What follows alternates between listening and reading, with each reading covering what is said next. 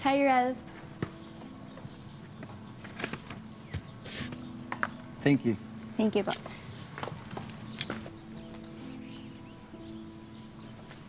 What are you doing here? Ikaw kasi, di mo man lang sinasagot yung calls and messages ko. I've been looking for you.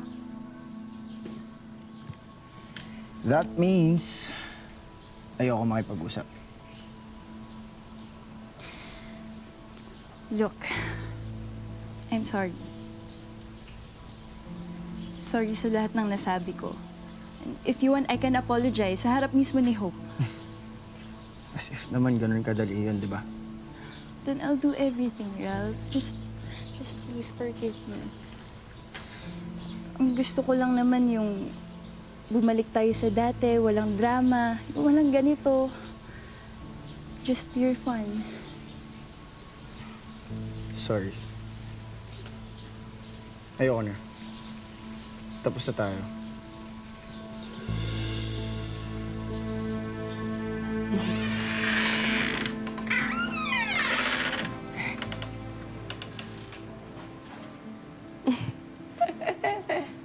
Ay, tsaka pala. Ay, Hope, tingnan mo to. Parang bagay sa akin, no?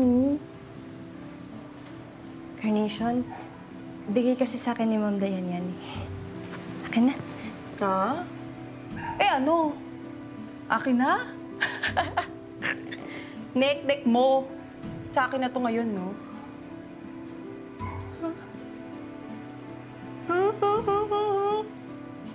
Napakayabang mo eh, no?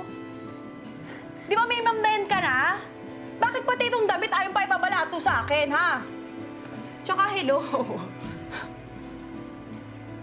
Eh, mas bagay naman to sa akin. Oh, tingnan mo. Oh, di ba? Ang mga ganitong damit, pang maganda lang to.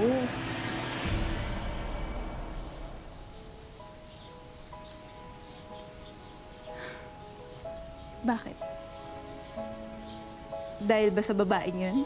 Sineseryoso mo na ba siya, ha? Bakit ka umingit eh?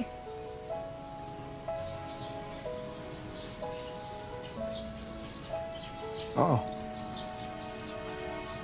Seryoso ako sa kanya. Seryoso ako kay Hope.